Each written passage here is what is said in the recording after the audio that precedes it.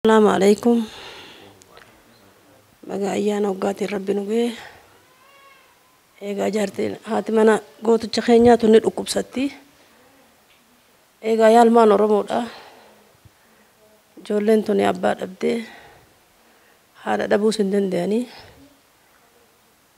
هاسا ومجاني سيدا تقومان دبتي الرمير خيسا قرلي ilmaan Oromoodha bakka jirtanitti isii tana deebistanii bakka gartee isii dhukkubu kana hanga alaatitti wallaanuu ni dandeeysan hin dagatinaadhaan jaan ilmaan Oromootiin ijoollee tana imimmaan irraa haqaadha qabeenyan qabanii isinuma qabanii dhaamsinuudha tokkummaan ni jeesan hin irraanfatinaadha. Mega daa'ima mana keessaa qabna ijoollee barnoota irra jirtu gaagoo haati manaa dhukkubsattu hangam takka yaaddii hoggaachii dhufan ni dubbisa immoo haadha isaanii ta dhukkubsatu tanaa wajjin gargaaruu hin dandeenye bira ta'anii booyanii akkuma gartee isiin tun fayyituuf fedhan. Gaarii galatoomaa maqaan kiyya Abdishakuuriin jedhama. As magaalaa Adaamaa noo goobana akkuma biyya ambaarraa dhufanitti isii fi isaan hoggaa dhufan. Anuma dhufan hanga inni awwaalamutti haga irraatti wajjumaan jiraanna. Noon hoggaa magaalaa Adaamaa tana keessa taa'u achi bakka hani saniin kaaffee takka qaba Harar Xaafaa jetti. Achuma baha inni ganamuu achuma ta'a namni Oromoo achuma laalaa turti bara dheeraa hoggaa hanga inni ture kana hunda. Isaa xiqqisha dhukkubsatee gara manaatti deebi'ee torbee takka moolama hogguu taa'u Haacaaluullee natti dhufe gaafa durachi isa laaluu dhufu. Anaatuchi fuudhee mana isaa fidee asitti noo sulaalee haloo sulaalee akkasitti naa geggeessi makiinaarra kaayee guyyaa dhufu sanii noon natti waan baay'ee nadhaame haati tokkummaallee akkanumatti gaafa inni du'ullee jechuma akkasiin nadhaamte dhaamsi noon dhaames dhaamsi isiin dhaamtes dhaamsa rahamaan dhaameetu irra jabaadha rabbiin dhaameetu irra jabaadha rabbiin ni jiraachisa isaan. Ijoollee sunuma jiraachisa haadhaas yoo fudhates isaas yoo fudhates numa jiraachisa rabbiin akkuma lafa kaayetti murteessa rabbiin isii tanarraa xuuxee fayyisee ilmaan kana bakkaan geeffachiisuu numa danda'a rabbiin ani waan hin jechuu barbaadu rabbii noo goobanaa akka jireenya isaatti umrii isaa keessatti namni saba kana ta'e kan beeyne hin jiru abbaa qabeenyaa guddaadha silaa nama addunyaaf tolu qabeenyi isaa jireenya isaa keessatti Oromoof dabarse inni noo goobanaa. Namni isan beeyne hin jiru namni saba kana ta'een noo goobanaan beeyne ni jira jee yaadu namni afaan kana dhaga'u. Kanaaf biyya alaa keessa nama umrii isaa guutuu biyya addunyaa keessa deemaa ture namni taraan tokko kan biyya namaa keessa jiru jiraataatuma mana meeqa jaarataatuma qabeenya horaa ture inni qabeenyi isaa uummata Oromooti achi ta'aa gaara keessa ture yoo dokumentii isaa laalaa jiraattan argaa turtan noo goobanaa bishaan guuraa qoraan guuraa Ameerikaa ta'aa baadiyyaa dhufe maaliif jecha tokkummaa saba kanaatiif bilisummaa saba kanaatiif jecha noo goobanaa hoggaa wajjin teenyu hoggaa makaafeetii saniis asiis hoggaa wajji teenyu inni dubbatu sa'aatii 24 waahuma Oromoon irra maal jetti Oromoo irra maaltu baree fi tana si gaafata waan biraas hin gaafatu ilmaan kiyya maal nyaatan ilmaan kiyya warri kiyya maal nyaataa ijoolleen tiyya maaliin baratti hin jiru yoo ati kaayyadhu jetteen inumaa sin dhiisu harkaanis sin dhiisu waan qabuchumatti akka godheetuma ka'ee deema.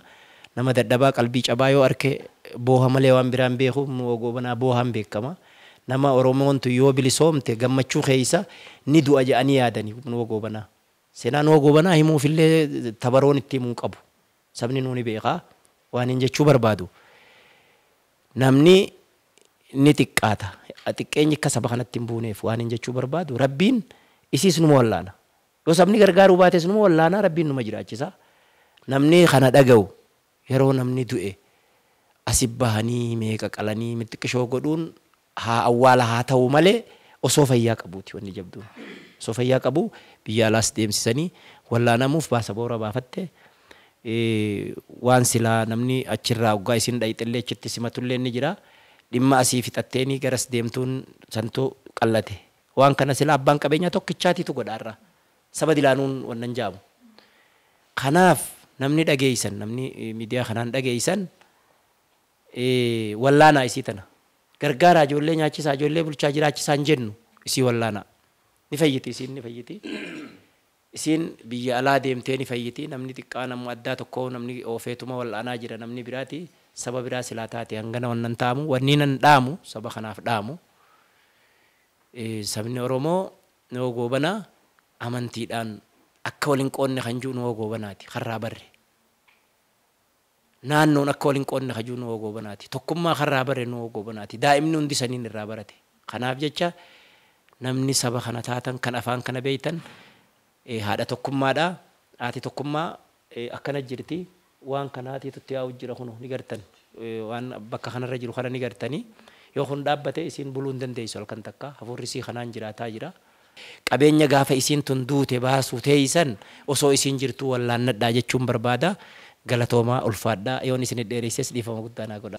Maqaan kiyya Muhammad Ibrahimiin jedhama akkuma asitti magaalaa tanaan beekamutti Muhammad Harargee naan jedhan akkuma bileessa keenya jee haasawaa baay'ee dhamti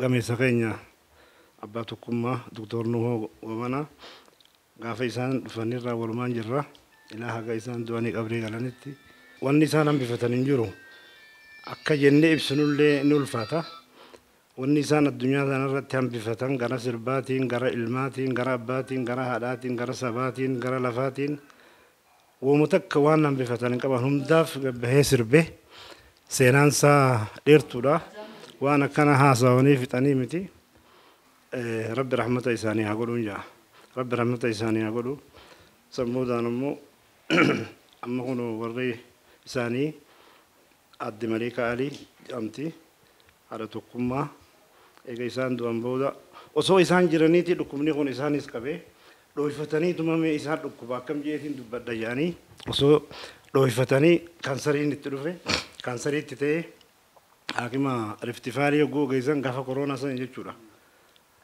Kaansariin si qabee harmi kun sirraa hamuramuu yookaan duutaa yaasii ajjeesaa yaaniini achi deddeebi'aa turte hin murinaa jedhee nuhoon akkuma isa duraanuu miila sirraa murra yaaniini miila kiyyaas hin murinaa jedhee dide isiillee hin murinaa jedhee dide achi fuudhanii mucaan tokko ni jira Ameerikaarraa barbaadee Finfinneetti haakima jabaa tokko naqee osoo isaan jiranii bultii 27 deemtee kimoo fudhachaa turte karaa makiinaatiin namni Oromoo kan dhagee yaarran jiru nuuhummaan mi'a fayyuu nuuhummaan agargaaramu jettee tasii dhooyfattee akkasi jirti isiin tasiisan osoo hin dubbatin waggaa 8 isa jala fincaanii fi udaan fuudhaa turte bira dhaabbatteen soolaarraa jiraa turte haffaadaarraa irraa baasaa turte irraa jiraa turte nama akkasiitii jechuu barbaadeeti saniifuu dhukkuba siisan dhooyfattee Finfinnee bultii 27 keemoo fudhachaa turte ni wayyooyte gaafa koronaan san eega koronaan ba'e ni wayyooyte hogguu wayyooyte gaafa itti jabaatee mana sanirraa asitti ol galan mana Oromoon bitte kanatti xiqqoo hogguu isaan xiqqoo ta'an itti jabaate isaan ni du'ani eega isaan du'an booda isaan akhiraman booda isitti jabaate rifaatuma sanii fi waan hundaa walitti makamee itti jabaate haakima yooyyaa seensifnee haakima yooyyaa ciisaa turte achitti namni Oromoo quba qabus quba qabaa kadhagees dhagee kan dhageenis hedduu jira achitti baatii 4 yaalamaa turte achirraa booddee firraa manatti deebi'ee kuno oksijiina kanaan manatti jaanii dawaa godhanii fi dawaansi baatiidhaan birrii 7,700 bitama agartee badala kiimoodhaasan kunis guyyaa sa'a 24 birrii 10,000 guutamaa fi akkasuma gaa namuma rabbi beekuu beeka namuma quuqama qabu namuma gartee sabaaf waan iyyuu garaa jalaanis kaanis waan gargaaraa jira akkanatti jiranii kuno ijoollee lamaan sanis ilmaan isaaniiti rabbi haa guddisu isii tana rabbiin tokkichi ilmaan kanaaf bakkaan geessee yaala isaanii jireenya fayyaa isaaniitii waliin kanaaf uummanni Oromoo bakka jirtanii xiqqaa guddaan keessan kan dhageenyis akka dhageessan barbaadaa dhaamsi biyya kana. Salaamu alaikum. Egaa maatiin nu wajjin ka jiru maatiin artistii Haloo Daawwitiis as jiru. ilmisi asitti argama. Inni hoomee maal ja'aagaa nama gubatee beeku laalaa ibiddaa beeka jaani akkamidha akkamiin laalaa jira akkamitti wajjini dhukkubsachaa jira nama ugaa dhukkubsachiiftuu fi fuuni dhukkubsatta beekte. Kanaaf karaa keettiin dhufu. Duraan dursee maqaan kiyya Mul'isaa Mahammadii gurbaa artistii Halloo Daawweeti. Baga ayyaana Iidaa kanaan isin gahe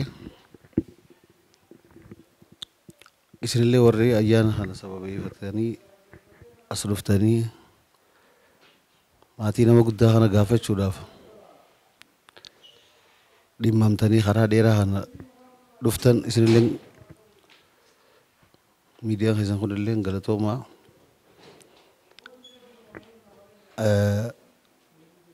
Namni ibiddi kanuma irra bu'ee gubaa. Haalli dhukkuba isii ana durallee ibsaa turanii akkuma arkitan kana hedduu wanni fakkiinuu ni ibsiti haalli isiin keessa jirtuu ni ibsiti.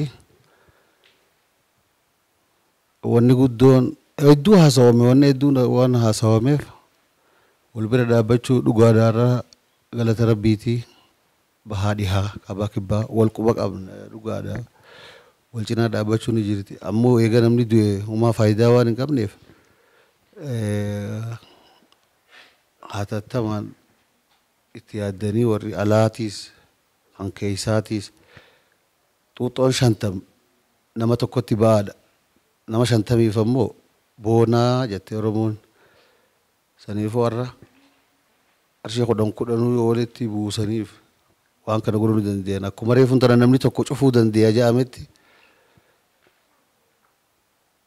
uummanni illee ni danda'a yookaan uummatatti dabree yookaan namni tokko godhuu danda'u waan ta'eef eegatti jabaattee sadarkaa laafinaa laaffattee booda fiiguun yookaan beekumtiidhaaf yookaan dantaafosonni quuqama Oromummaa aslii san kan qabu namni kun nama akkamii eenyu kan jedhurraa ni beeytanii nu hogoobanaa jechuun namuu beekaa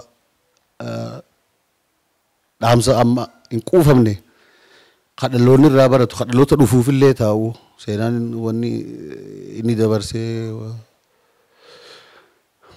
qabsaawaadhaa wallisaadhaa waan kana ta'eef isii tana godha qabuun nurra jirti uummata Oromootu irra jirti.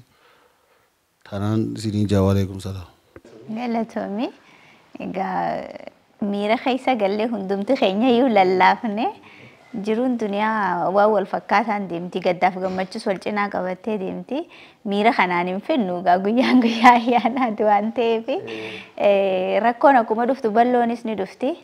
Gaafaflumaaf tabaan keessatti immoo du'aa'ima gocha abbaan fayyaas jabaanii waa hundumaa ol immoo furmaata namaa kennuu danda'u rabbi waan ta'eef isa kadhachaa keessatti waan dandeenyuun immoo wal gargaaraa du'aa'ii goonee fi wanni du'aa'ii caalees hin jirtu waan ta'eef akka kanaan itti fufna. Umar Gobbee na biratti argamas biratti artist Umar Gobbee gitaara kee fiddamoo akkami amma? Moo miidhaaf gitaara litturu qabdan gaat qashoo isinis maal akkami kophaa deemtaati gitaara keelis kunoo gitaara ni jira bara nyaatu amma natti dhibbi qaba akkasi qashoo naa buna dhuyneensa dhuyne gaay buna mee hayyee mee maatii kana akkami beeytaa maatii kanarraa immoo maal dhugumatu TV keessan kana ani haala tokkummaa kana biraa takkaa dhabamee hin beeku namni illee jechaa ol isaan illee ni beekanii yeroo hundasumaan ta'a TV keessan kun kayyumaa beekasiiti isii raayin bare TV keessan kana hoo TV ni waliin jiru kana hoo ni waliif akkasiiti baga karaa dheeraa kana deemtanii dhuftanii anniin ooyireeffam televizyiin tokkummaan waan biraa keessan galche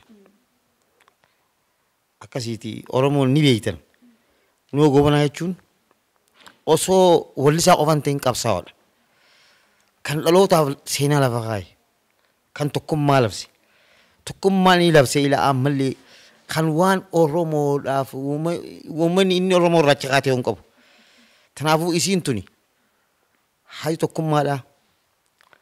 tokkummaadha kan uummanni arabaa yamanii janiin isiin goma hundaafu isa dhukkubsiiftee intala caaltu isiin oromoo caaltu namni kun ijoollee isiin lafa keessa galtan namni kun oromoo intala namni akkas nu hoo goonaa dhukkubchiisee hin jiru akkasitti nuun dhukkubee nuun dhukkubbiilee itti nu bira jiru quba qaba saniifuu isiin tuni arra oromoo biratti haati tokkummaa ijoollee tana oromoo biratti akkanatti rakkachuun ta'u oromoo ni galtan namni kun eegatu eeboo marmaaree yookaan jechuudha miti haala tokkummaadhaa joomcaarree fuuntana dubbate laal rabbi jaalubbuu siin dhokaba kanaan dhaammadha kabiyyaalaatti fi biyya keessa jirtan naasoo hedduun beeku ani lusi waan danda'amne gitaaruma keetiin himtaati boodanii ni matka shifan ayyee gunaas gale ayyee taate baga geesse baga tolumaan geenye akkamii maatii kan akkamii beektaa ergaa qabdu dhaamsa qabduu fi haala maatii kanatti quba qabaachaa jirtan haala maatii kanaa gizee hunda dhukkubsachaa jirti dhufnee ilaalaa turre gizee hunda wanni jiraattuun oksijiina kanaanii yoo oksijiinni kun irraa dhaame halkan kanaafurri lubbuu itti dhufa lubbuun irraa bahuu geessi saniifuu warri keessa beeku dhufeetuma laalee waan kanatti guutaafii jira kan caalaa immoo dhukkubni si waan itti jabaateef jecha arra uummanni oromoodhaa dhaqqaba lubbuu isii tana ilmaan kan akka bakkaan geessu ilmaan kana keessaa nama lama yoo deeme rakkoo jabduudha qarshi takka takkatti ilmaan oromoo bakka jiran irraa yoo gargaaran laaftuudha gargaarsa isii kanaaf jabaatanii uummanni oromoodhaa waa hundaafuu gargaarsi isaanitti seddummaatee jiraate kaa guddaa keenya harakkate oromoon bira dhaabbachaa jirti akkasumaa utee isii bira dhaabbatanii gargaaranii waa'ee biyya alaa kana waraqaa baasaboorri siitillee bahee fi jira tanatti jabaatanii biyya alaa sanillee geessanii yaaluu qabanii jaahara khiyyaan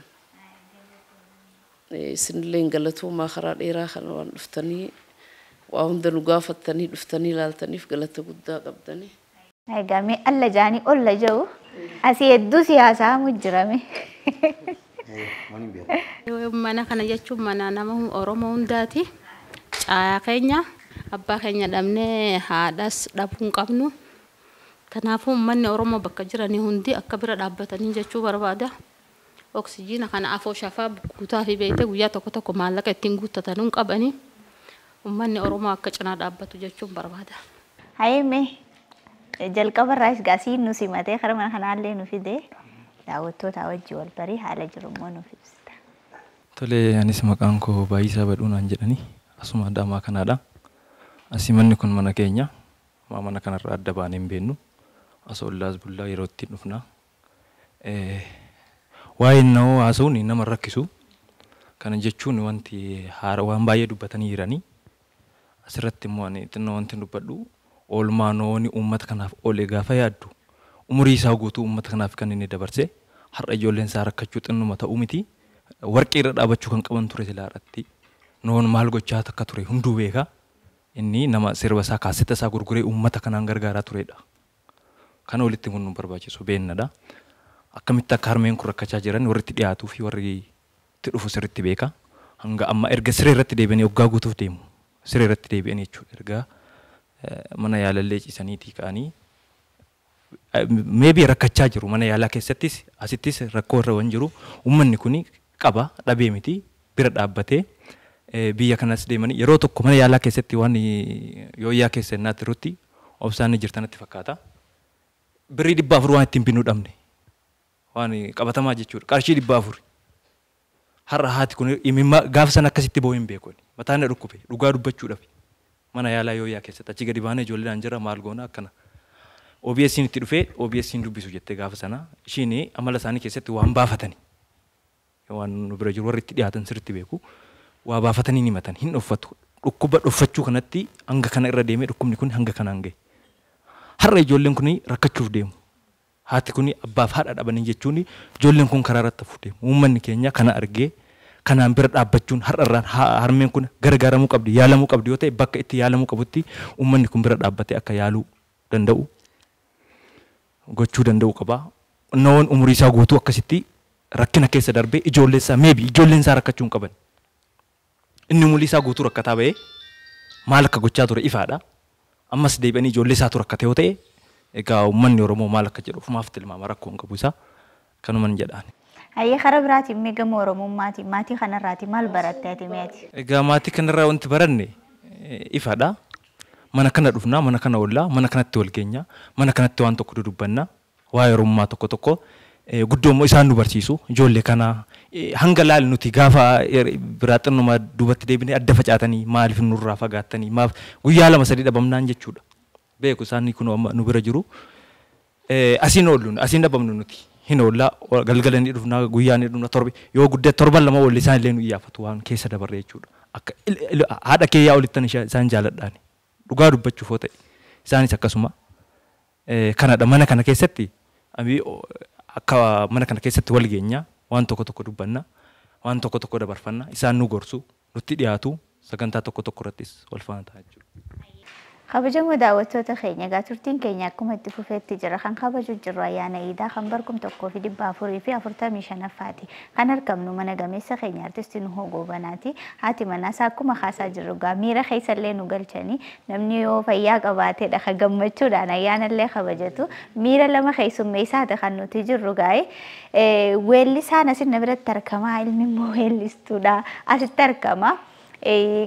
Intalti Nuhooti sigaa warra nu keeysi guyyaan guyyaa ayyaanaati kana booda mbonyu rabbi keenya ni kadhanna tabannee qofalleeti ummaafis du'aayii goona.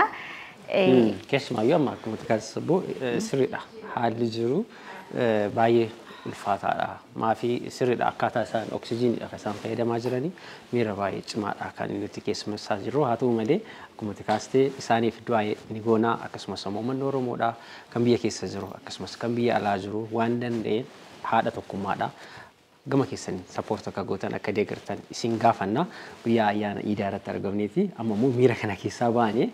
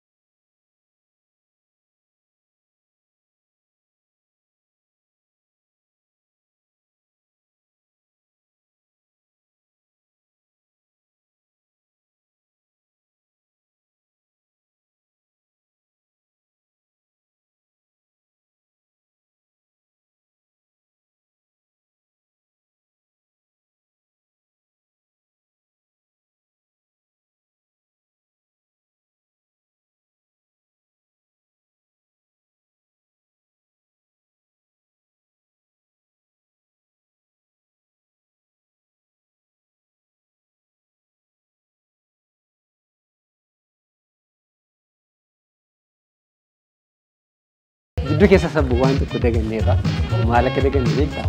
Kennaa qabannee dhufne kufuu bira kaayamse. Isa kana kaanee isaan taa'u. Tanuma uffatanii jiran irratti tafayyaa rabbi siif haa godhu umma akkuma aadaa Oromootti gaggaabii nama uffisa Oromoo kuni tafayyaa rabbi siif haa godhu fayyaa isaa rabbi si haa uffisu.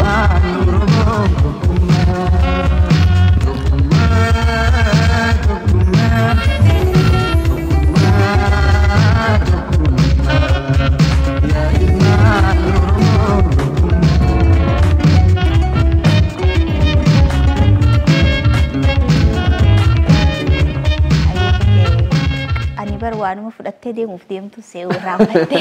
Kennee asuma keenni yaadaani haaluma miira keessa jiru kanaan hin daganne haa ta'u malee. Nama irraanfachiisa. Jaalalli mana kana keessa jirus nama booji'a. Akkaataa isaan itti wal hubatanii dubbatan haala maatii kana akka itti ibsanii. Egaa waanuma abbaan facaafateedha beektee kan meeru. Waanuma nuuhoon facaafateetu asiin maatii keessaa biqilee jira. Ijoollee bifaan isa fakkaattu, kaayyoo isa fakkaattu qabdu akkasuma quuqama eenyummaa qabdu. Kasaanii dhiiseeti walloodhaaf jechaa ture. Tokkummaan reefu akkasi beektee gaafa guddisa tolchatan ilmoo akkasi maqaan ofii boollaa olitti hoggaafu akka kana kunoo nama yaamsiste. Sabab jiraachuun immoo kana kan inni mul'isu. Bu'aa guddaa qaba. Baay'ee tokko baay'ee nama ajaa'iba. Keessumaayyuu akkuma tokkummaa fi isheenis ibsanii miirri abbaa isaan san ganamatti turanii har'as isaan keessaa ifee mul'ate. Nama bareedaa kanaan wajjin qoodataati kan isaan jiranii. Shanyiin tun akkasin leellistee firii gaarii akka godhattuuf immoo gaheen ta'ummaati. Gadeen kan haadha tokkummaati. Akkuma ganna dhiira cimaa tokko duuba maal jiru ja'anii dubartii cimtuu jiraame ni waganti naan hin ja'inaa malee.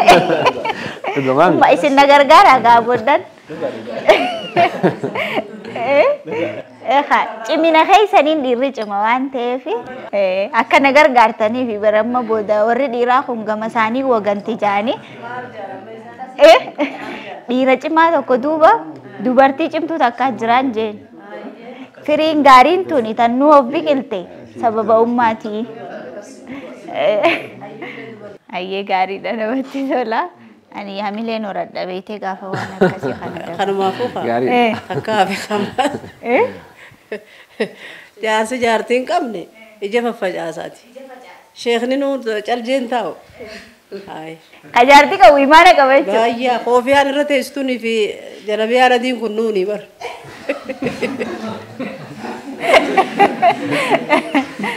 Akkanuma nu. Dhugamoo dhugaa miti. Jaartii jaarsan qabne isinii sharafatti godhe malee yoo deemtee mana namaa keessummaa dhayite ta dura tumamtu eenyu mana jaartii qabu yoo dhayite shakkiin seente kabajaa teessaniif hogguu ol seente haadha baluu janii ol naqan malee dullattiin qabdu ol seente narra laallachuu dhufte jettiini.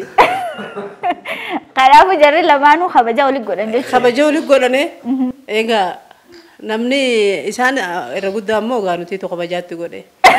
Masayyotaati. Dhaggeeffadhu gaa. Waan takka dhageessiif. Mormii tana gaamma dhageenye kaafna. Dubartoota nama meeqa nama 40 maali nama hedduu isii beeka. Warra jaarsan qabne walitti qabdeeti waajjira dhayitee meesuma gaafatan. Waajjira dubartii geesse gaaf takka. Mana murtii keessii qabanillee hoggaan dhaqu waamuma dhimma jaarsaa fi jaartiiti. Amma dubartiin biiroo banattee dhimma dubartootaa jira jennaaniin amma ni lakkaa'e. Haa dhimma dubartootaa jiraati isinii geessaa jedhu. Ka'eetiin dhaqe hoggaan bira dhaqu. Maal ajamtanii jedhan. Dubartii tana mirga dubartootaa jaarsan qabani. Mirgi dubartootaa kan eegamu jaarsa akkatti gootaniif hin fideen jedhu. Warra jaarsan qabne haati walii qabdee geessitu. Ani mana murtiitti harke ani. Namoonni hin gaafadhe atis ni hiite eeyihe. Atis ni hiite eeyihe. Anillee hin qabu gisiisan. Anumarraa waan nuti akkaadha. Hin qabu. Atis ni hiikte?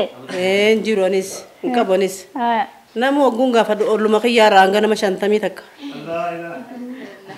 Nama 50 guutuu? Isaan maal jedhan seeta hirdaataan jeen silaan ifin katabanii hirdaataa wayitiitu dubartiif dhufe biiroo dubartiiti. barreessaa fi daanaan jedhaniin jeen. Amma namoota salphiin dhaabbate warra dudullacha duubarraa anseetiin warra xiqqoo fuula bebbereedaa asaansee warra magaalaa qabu as deemaa jeeni katabee geesse gaa. Hanga nam kudhanii takka nama wajji godhaa nama 50 biiroon hin fuutuu hin jeen. Kaan ulaa duratti na eegaa hin jeen. Amma mirga dubartootaa dhayne karaa Jamaal Ligooraadha moo eessa karaa sunoo Gaziiraa keessa gaafannee dhimma dubartootaa innee fooq irra dhayne kunoo asii itti gaafatamtuun dhimma dubartootaa tanaan nuun jeen seenne maal hajamtan jennaan nu kun cufti jaarsa firraa hinnee jirra amma immoo dhimmi dubartoota akka laalee jaarsa nuuf godhu barbaannaa. Maaliif dhuftee jeeni? Yoo jaartiin miira keessa galtee bakka akkana godhatte silaa ugaa dhalaan akkuma siyaasattu yoo aarte waan jaarsi duraan godheef cufanii dhoorkanii diddi. Homaan aangoonee sanni jetti isaan sanumarraa katabaniiti abshir jaaniini jaarsa geessanii sanbooda gaamanni murtii kun maal ajaja. Hiikkaa uma jaanii gaafaa namaraatiin hiika fichii jaaniiti hogguma san adda baasa. Eega adda baate booda ganaa qabeenya saniif adda deemanii hogguu hiite ganaa jaarsan argattu gaadaftee irra guddaan namaa. Maaliif takka jeemire mootummaa ajaje takka jeemi kaanillee akka jeeni miyoo lama gootan. Mee yeroo san hoggaa dheeytanii iyyattan san jaarsi isinii argame duuba. Eessitu nutu hin qabnu jedhanii.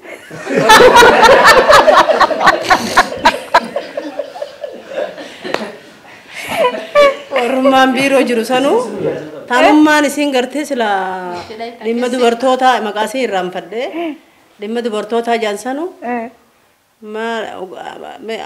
jeenga taanilleen ol kaatee takkaleen ajaa'iba isin maal dhageessanii dhuftan jennaan dhimma dubartootaati yookaan biiroo cufaa gabbaa yookaan ammoo dubartii jaarsa hiite kan osoo hin qopheessiniif isinii dhaabbatee irraa hiisisee jaarsa godhaaf hin jeen cufti biiroo cufti qofla dhumtee wal yaabanii anillee dhaabbadhee giseen akkas jiru. Anuun qabu ayyoon. Bakka ifi fuudhamte kan mataa waayitaan jeengaadhis. Oguusin dhufa walitti araarsi malee araara godhi malee amma booda gara hiikkaatiin hin jeene dubartiin hoggaaniif miira keessa galte dhuftee waan hin taane illee himatti. Kanaaf sirreessi malee gaa hiikkaa kana dhaabi hin jeene honoo namni fiifuu tokko jaanii tokkicha waliin geessu. Duuba amma wanni hiikkaa san heddummeesseew afran ati amma jette tana ta'innaa laata? Silaafu gabeeta amma rabbi duraa boof afran san guutuma qabanii dhalaan oddummaattee jirti. Dulloota dhiisanii tuma xixiqqoonuu heerumatti amma hedduu jabaattee takka yoo keessaa jaalatee fuudhe taan eenyuuftu fuudhare. Sabboonti dhagaartaami. Ani abadan itti wali.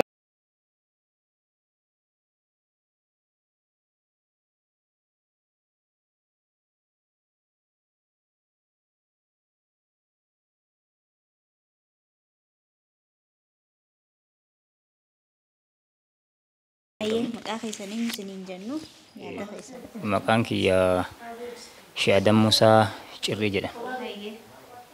Iddoo dhaloonni godina Baalee Aanaa Madda Walaabuuti. Amma immoo magaalaa Adamaa kana jiraadha. Maatii tana eegi magaalaa Adamaa dhufnee gaafa nuun jirurraa walumaan jirra. Gaafa awwaalles walumaan awwaallee. Achi isaanis waluma duukaa jirra. Eegalan rabbii kennan badini har'aan nu ga'e. Akkasitti duuba haalli waliin jirus akkanuma haalli isaan keessanis kan isin agartan kana kan obbolawwan keenya kaasan kana kan uummanni keenya akkasumas beekee jabaachuu qabu. Nuyi gammoojjii Baalee keessatti gizee Jeneraal Waaqoo Guutufaan qabsoo bilafsan keessa godhanis sirba arsiisin hogoobana kaasetti gugduu durii saniin ijoollummaanis dhagaa guddanne waa'ee Oromoo Shawaa Oromoo Wallaggaa kaasetti isa gogeessa kanarraa barachaa dhufne bira dabarree Oromoo Islaamaatii fi Oromoo Kiristaanaa isarra baranne nuyi Oromoo warra Islaamaa qofa Oromoo seenaa akka dureetti keessattuu waa'ee qabsoo kanaan wal qabatee warraaqsi uummanni Oromoo taasisan kanaan keessatti warra Harargee kanaa fi warra Baalee kana akkana warra gammoojjii Islaamaa kanatti baay'ee warraaqsa keessa ture waan ta'eef karaa Sumaaleerraa qabu fudhachuun ta'e kanaafuu warri kunini warri garana olii kun warri Wallaggaas warri Shawaa kunis akkuma Amaaraan lakkaawaa turre.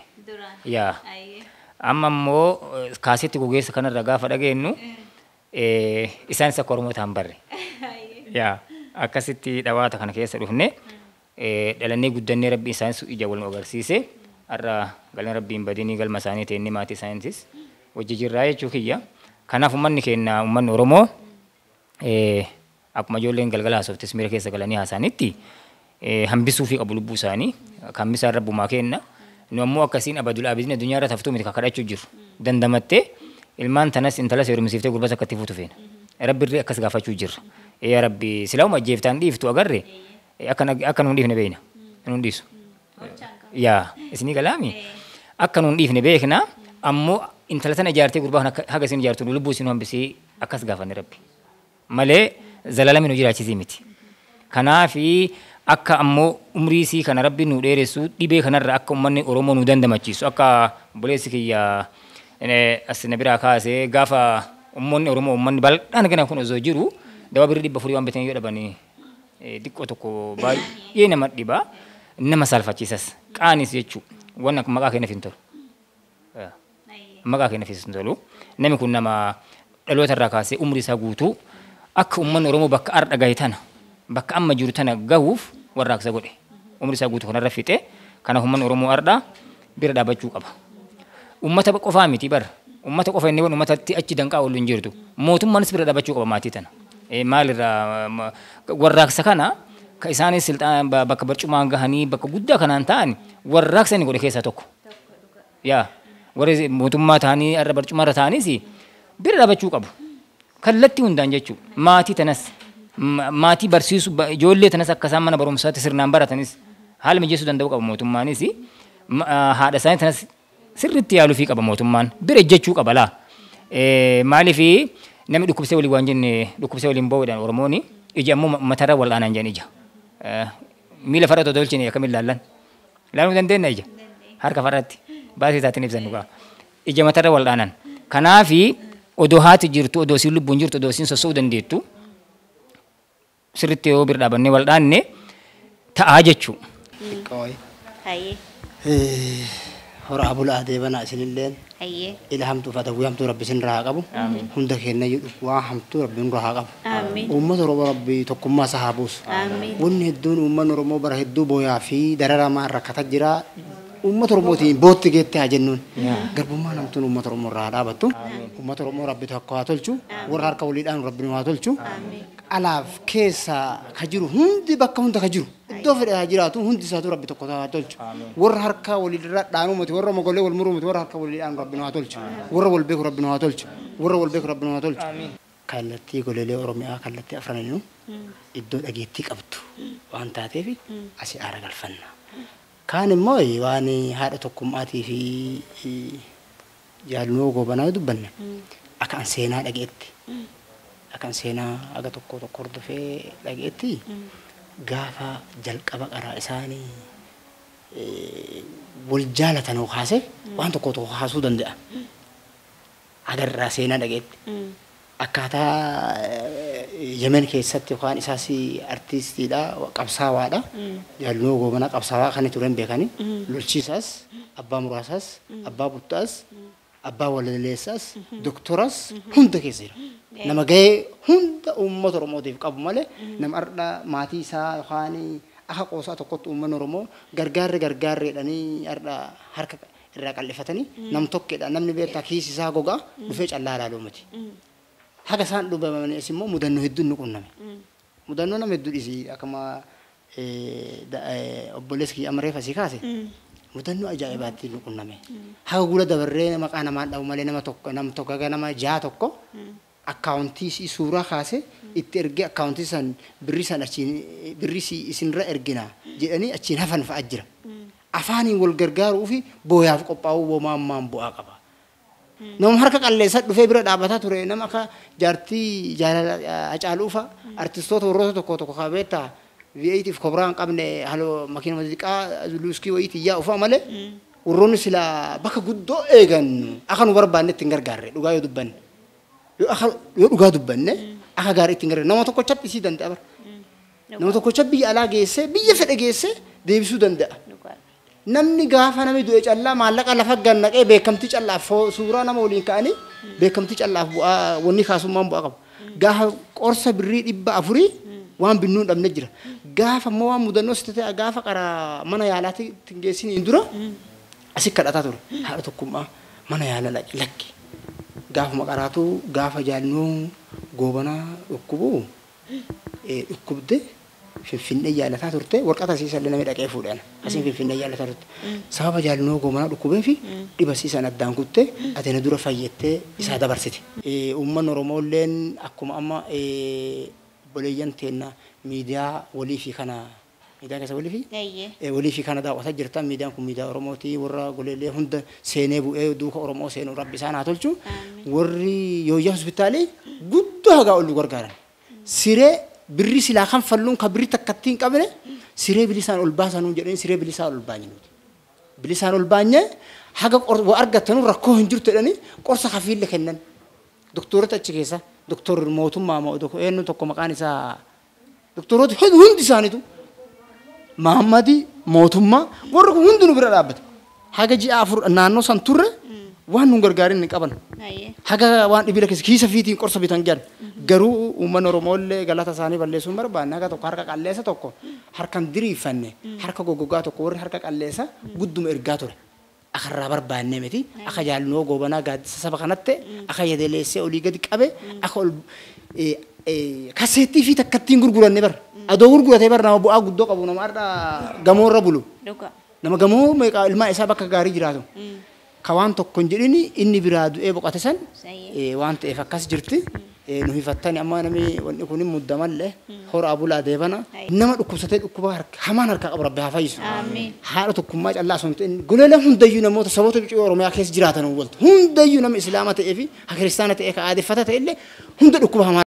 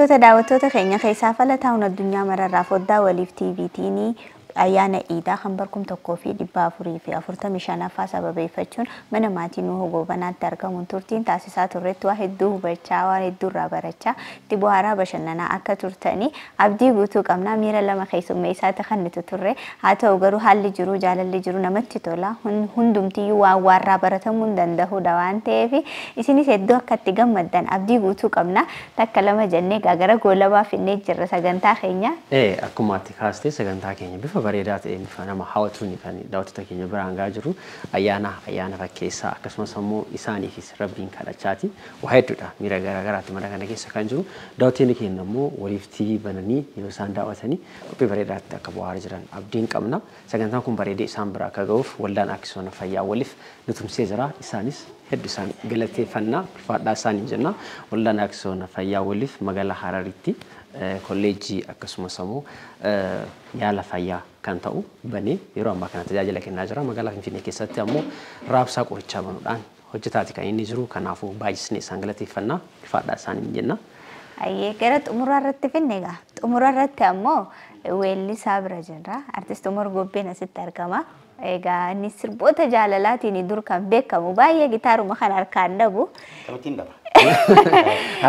Mee xumuraa irratti anaasitu gaamana artistii Nuhoo dhuftanii as dhuftanii akkamitti bohaartanii galle gitaara kiyyaanii shaayii isin godha jee kan jiru nuti asumarra goolabna inni sirba isaa irra nuu kaaya sirba isaa shaa ittiin jenneeti daawwattoota keenyatti nagaa dhaabnaa jechuudha.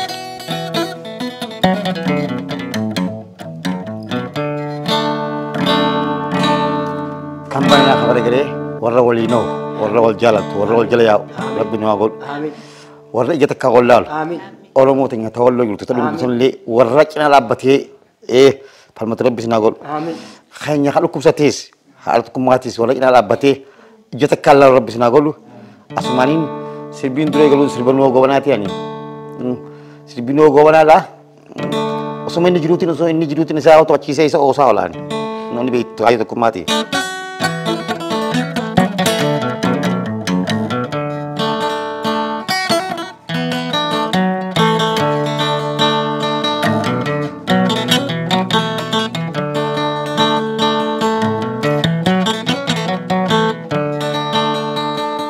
Obsiya luputu obsan arkatani ne obsiya luputu obsan arkatani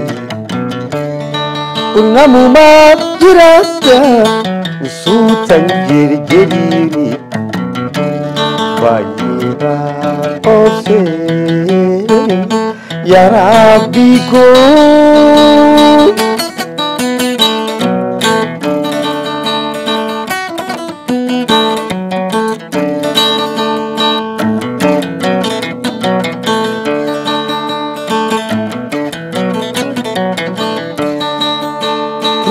Rabbi sin kanada guti ya tafarta ya waka sin kanada guti ya tafarta faditi ya arkachun nati tatirata bayida ose ya Rabbi ku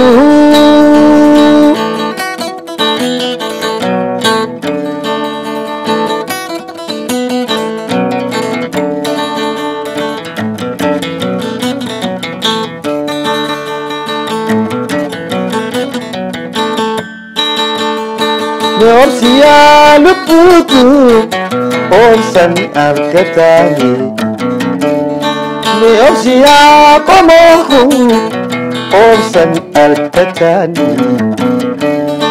unamu madirata sultan jerjerini bayida orsi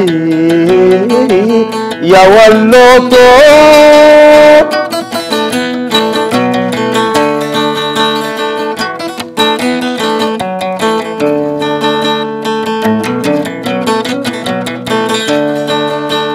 wani lupum barbati baay'eetti uumte waan lubbuun barbaadde baay'eetti uumte takka biraan na jamtu natti kaalesite baay'eedhaan obsi yaa Rabbi koo.